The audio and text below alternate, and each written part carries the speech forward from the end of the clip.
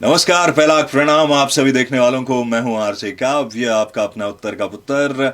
ओहो रेडियो के स्टूडियो से इस वक्त आप मेरे को देख रहे हैं। देवाधामी आज हमारे ओहो रेडियो के स्टूडियो पहुंचे हुए हैं, जिनको आप लोगों ने बहुत कमाल तरीके से छोलिया, जो उनकी पहली फिल्म थी उत्तराखंडी फिल्म, उसमें देखा। और अब केदार नाम की ये फिल्म हिंदुस्तान भर में अलग अलग जगहों पे आप में से बड़े सारे लोग इसको देख चुके होंगे। और फाइनली अब जो है ये उत्तराखंड देहरादून में इसकी शुरुआत हो रही है 3 तारीख से। तो बहुत बहुत स्वागत पहली तो ओहो रेडियो स्टूडियो में आप। Thank you. नमस्कार, मैं हूं देवाधामी। अभी मैं हूं ओहो रेडियो, मतलब मेरे हिल की धड़कन। काव्य भाई के साथ बैठा हूं। मेरी फिल्म केदार 3 नवंबर को देहरादून में रिलीज होने जा रही है। फिल्म को ज़रूर देखिए।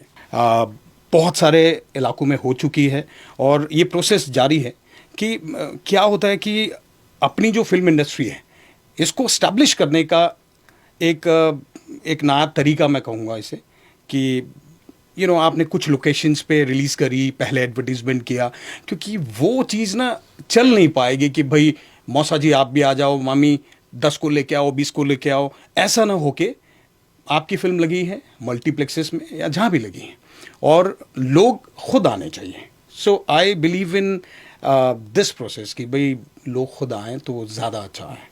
हाँ, वो एक इंडस्ट्री की तरह आगे बढ़े। Yes. मतलब इमोशनल एंगल हो, लेकिन इमोशन कुछ लेवल तक तो चल ही सकते हैं, लेकिन कमर्शियली वाइबल हो, आर्ट को सपोर्ट करे कमर्शियली। यस, जैसे कहते हैं 100 crore club, 500 crore club will also reach.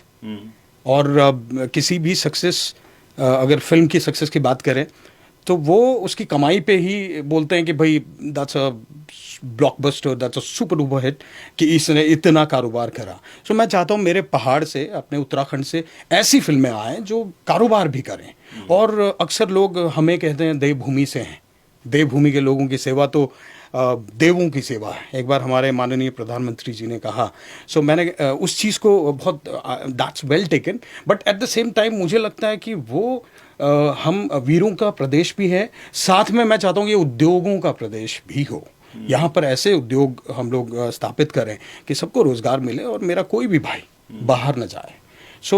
Kedar में भी कहीं ना कहीं यही चीज़ें रखी गई हैं कि भाई यहाँ आप सोना उगा सकते हो, है ना। बाहर के लोग आके, बाहर के नहीं होते तो अपने ही हैं, मतलब बाहर से मेरा मतलब है कि और प्रदेशों के लोग यहाँ आते हैं और एस्टैब्लिश होते हैं। उनको हम कहीं ना कहीं वो इंस्पायर भी कर रहे हैं। तो मैं चाहूँगा मेरे जो युवा हैं पहाड़ों में, वो वहीं पर मतलब दे कैन मेक मिरेकल्स। वो चीज़ मैं ज़्यादा चाहूँगा। और फिल्में तो समाज का आईना होती हैं सर, और हमारी कोशिश होती है कि लोगों को हम अवेयर करें, एजुकेट करें, इन्फॉर्मेट करें, और वो फिल्मों के द्वारा एक एंटरटेनिंग वे में। एजुटेनमेंट मैं उसे कहूँगा। तो केदार जो फिल्म है उसमें जो आपका कैरेक्टर है वो वैसे बॉक्सर है जी, और वो बात कर रहा है हेल्थ केयर को लेके, हेल्थ फैसिलिटीज को लेके। थोड़ा सा बैकड्रॉप बताइए जिन लोगों ने नहीं फिल्म देखी है। एक्चुअली केदार मुझे लगता है कि एक इंट्रोडक्टरी फिल्म है उत्तराखंड को लेकर। वो इसलिए कि पहाड़ का जो कठिन जीवन है, कठिन इन द सेंस कि वहाँ पर जो युवा है वो निकलता जा रहा है। और सर अगर मैं पलायन को यहाँ पर जोड़ूं तो पलायन, पता नहीं, मैंने उसको कभी भी उसको मुद्दा नहीं बनाया, क्योंकि देखो पलायन तो हर जगह से हुआ है। दिल्ली से भी होता है, मुंबई से भी होता है, लोग वहाँ से कनाडा चले गए, या कनाडा से भी होता है, सब जगह से होता है। बट कोई अगर 20,000 के लिए, 25,000 के लिए अगर छोड़ के दिल्ली चले जाए, मुंबई चले जाए, वो तो यहाँ 50 कमा लेगा, लाख कमा लेगा। इस फिल्म में मतलब पटकथा की अगर मैं बात करूँ तो केदार सिंह नेगी है जो अपने पहाड़ को नहीं छोड़ना चाहता, लेकिन हालात कुछ ऐसे बनते हैं उसे छोड़ना ही पड़ता है। और how he gets into boxing arena, मतलब एक गार्ड की नौकरी कर लेता है। अच्छा, गार्ड की नौकरी कर लेता है बड़े शहर जाके। तो कहानी पूरी इस तरीके से है कि वो कैसे, उसको शौक था बचपन से बॉक्सिंग का, लेकिन क्या ऐसा हुआ कि उसे इंटरनेशनल बॉक्सिंग एरेना तक वो पहुंचा। उसके बाद तो फिल्म लोग देखेंगे तो उनको ज़्यादा अच्छा लगेगा। तो आप लोग 3 तारीख को सिल्वर सिटी में लग रही है मेरे ख्याल से। सिल्वर सिटी, सिल्वर सिटी आप सबको पता है, राजपुर रोड पे, ज़रूर से जाके वहाँ पे आप खुद भी जाइए, बाकी लोगों को भी लेके जाइए और सेलिब्रेट कीजिए सिनेमा को। सिर्फ उस पर बैठ के मातम मनाने से नहीं होगा, उनको सेलिब्रेट भी करना पड़ेगा। तो आप आगे बढ़िए और बाकी लोगों को भी दिखाइए। बात करूँ आपकी इस फिल्मी जर्नी की, छोलिया से शुरुआत हुई थी। Yes, छोलिया। वो कैसे बनी फिल्म? छोलियार फिल्म जो संस्कृति मंत्रालय है उसके सपोर्ट से बनी। अच्छा। और उन्होंने आपको अप्रोच किया या आपने ये पिच की थी फिल्म? ये कमल मेहता जी हैं जो इस फिल्म के डायरेक्टर हैं जी। उन्होंने इस फिल्म को लिखा। अच्छा। और आगे फिर मुझसे भी उन्होंने इस का जिक्र करा और मैंने कहा भाई इससे बड़ा तो कंटेंट हो ही नहीं सकता। सो हम लोग मिले और दोनों की वो मेहनत रही और मैं पर्दे पे था और वो पीछे थे और टीम जुड़ती चली गई। और मज़े की बात बताऊं, जो फिल्म के प्रोड्यूसर बने apart from culture ministry, Bina Bhatt ji का हमेशा सहयोग मिलता रहा है। और तो Jatinder Bhatti, he happen to be the producer of the film. So वो पंजाबी होकर उन्होंने हमारी संस्कृति को इतना सपोर्ट करा। सो मुझे बड़ा अच्छा लगा। मैंने कहा it's all about helping each other. Like आप आगे बढ़ेंगे तो लोगों के सहयोग से ही आगे बढ़ेंगे। वो फिल्म बनी और बहुत अच्छी फिल्म बनी। और इनफैक्ट जब उसका सेंसर हो रहा था, we were so this thing tensed कि कैसे होता होगा, बिकॉज हमारे लिए भी नया था। मैं मुंबई था उन दिनों। तो मैंने कहा यार मैं सबसे पहले, वो कहते हैं चैरिटी बिगिंस एट होम, तो मैं लावड़ी से ज़रूरी है कि मैं छोलिया करूं। और बचपन से मुझे बड़ा शौक़ रहा।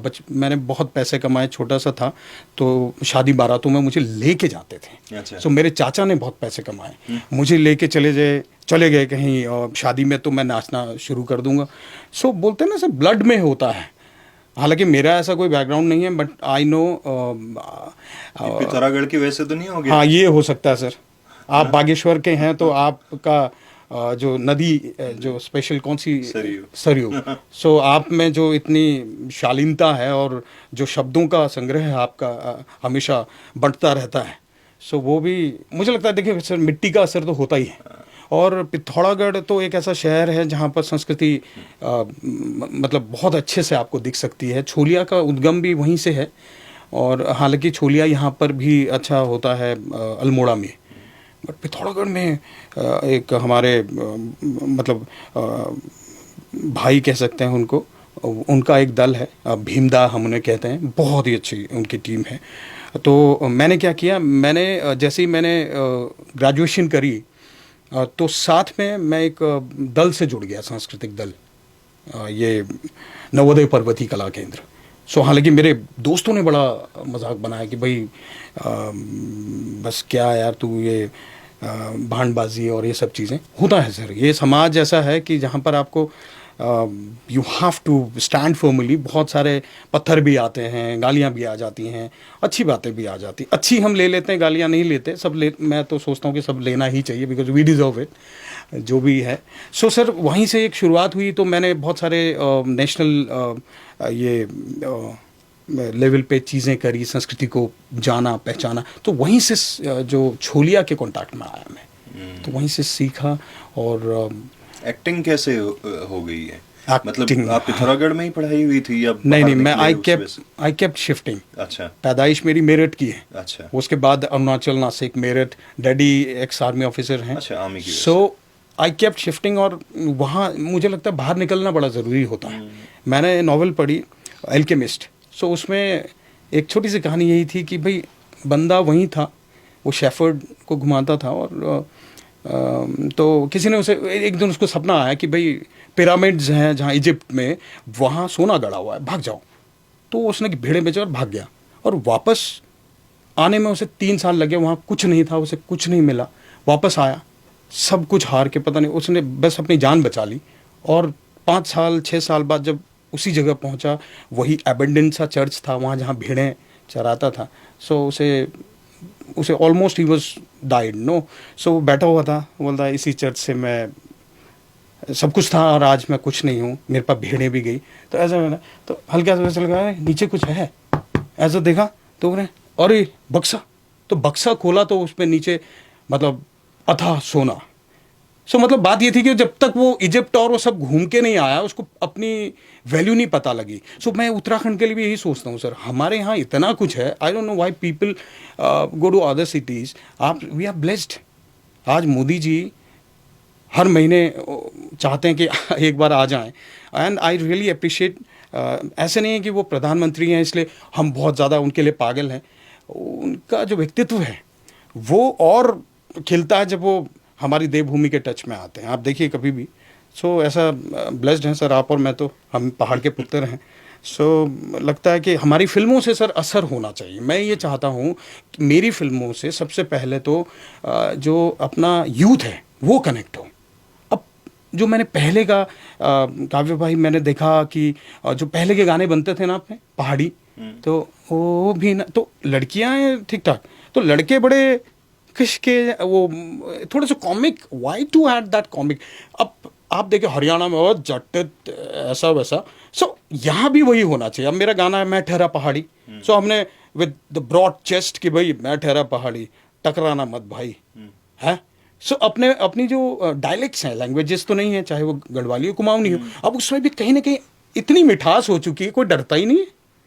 सो मैं भी आई प्रैक्टिस कि भाई अगर मैं कुमाऊनी बोलूँ या अपनी गढ़वाली बोलूँ या अपनी जौनसारी बोलूँ तो वहाँ पर भी थोड़ा सा, बिकॉज सर समाज में सारी चीज़ें ज़रूरी हैं. सो नहीं बढ़िया. और आपका ये केदार फिल्म में गाना उत्तराखंड को लेके आप जिक्र कर रहे थे जी, बड़ा खूबसूरत. अभी आपकी टीम सुना हाँ रही हाँ थी. हाँ. वो कैसे बना, कहाँ शूट हुआ है? बहुत अच्छा है. वो पिथौरागढ़ शूट हुआ, चंपावत शूट हुआ, देहरादून शूट हुआ. इतने लोकेशंस पे वो गाना शूट हुआ. केदारनाथ तक टीम हमारी पहुंची. बहुत ही मतलब ऐसा वो मैं मंजर याद करता हूँ कि किस तरीके से इस फिल्म को शूट किया गया. So we really worked hard and I my whole team we put our blood and sweat. Trust me, इतना ज़्यादा मतलब स्ट्रगल केदारनाथ भगवान ने हमसे कराया ताकि हमारे प्रदेश को और उन्नति मिले. सो वो गाना इतना खूबसूरत है कुछ इस तरीके से कि ऊंची निसी डांडी जख हरी भरी सारी वख देवतों को बस जख बदरी केदार रख हो.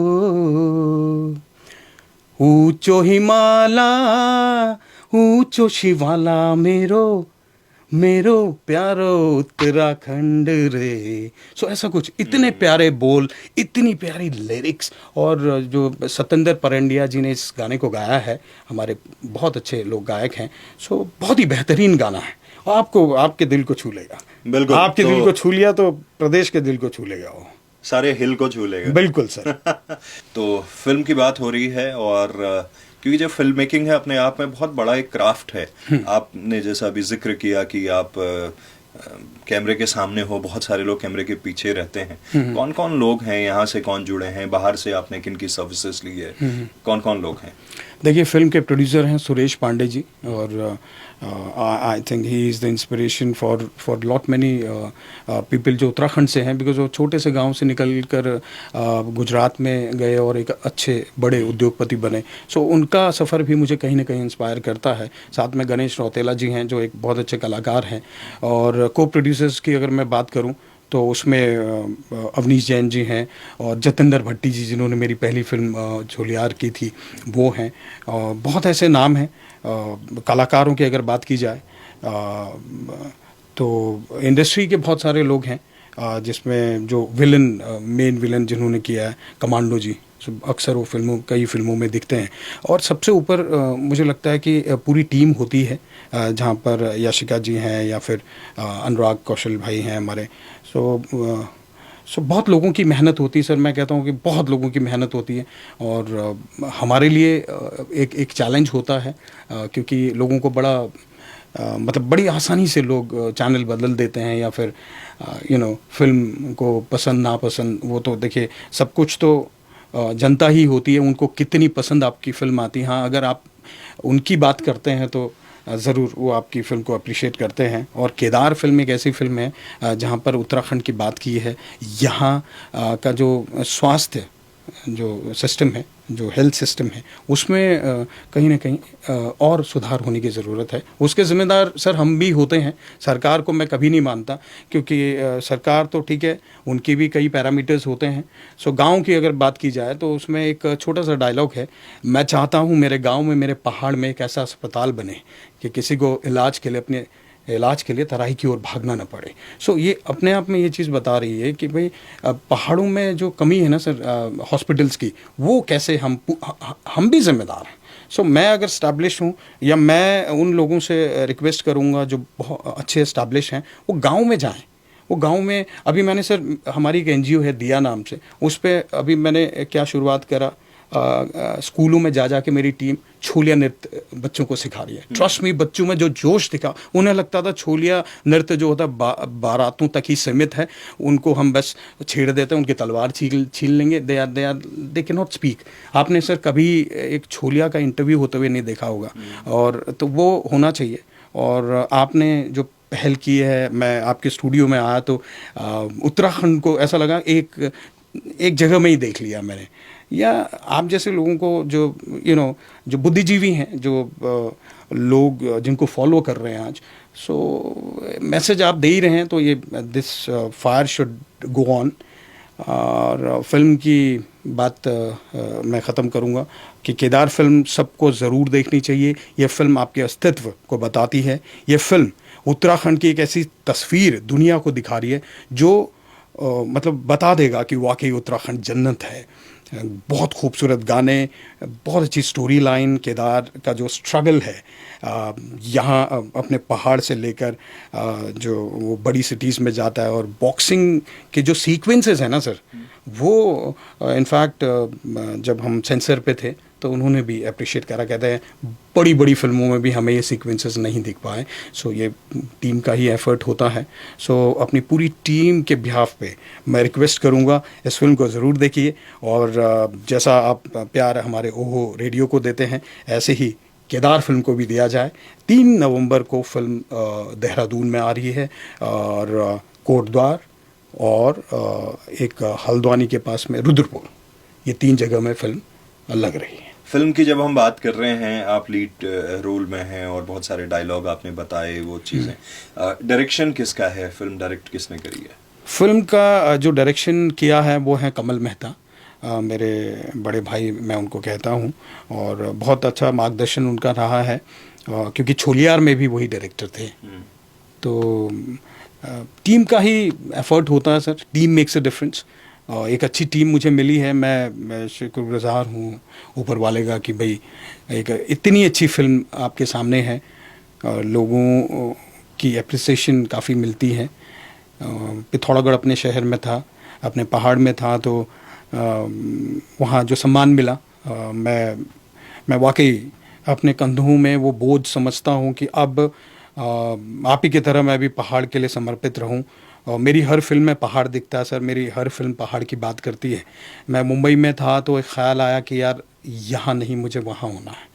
और अगर पहले की बात करूँ तो मैं इंडिया न्यूज़ पे HOD रहा हूँ। सो जर्नलिस्ट तो नहीं कहता कभी अपने आप को, बिकॉज मेरी my cup of T is acting, just because of acting. मैंने बहुत सारी इंस्टीट्यूशन में पढ़ा है सर, सो ये रोज़ी रोटी के लिए कहते हैं।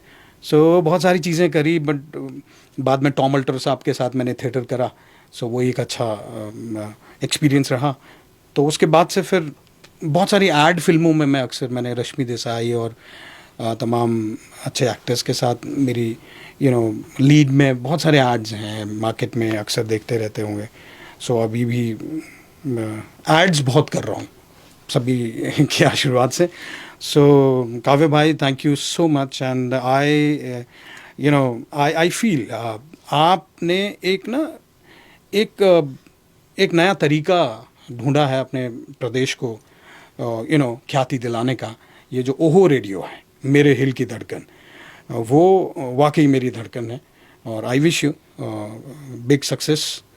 So thank you very much Thank for you. having me here. चलिए ओहो रेडियो पे आपको ये गाना भी हम सुनाएंगे, और क्योंकि फिल्म की बात बहुत हो चुकी है और 3 तारीख को ये सिल्वर सिटी में आप लोगों के लिए दिखाई जा रही है। 3 तारीख से आप लोग जरूर से जुड़िएगा इस फिल्म को लेके। आप ओहो रेडियो के स्टूडियो आए, हमारी तरफ से जी। बहुत बहुत शुभकामनाएं आपको, जी। आपकी पूरी टीम को। बढ़िया करते रहिए इसी तरह, और हम आपको बुलाते रहेंगे। बिल्कुल सर, बिल्कुल, शुक्रिया, Thank you. Thank you.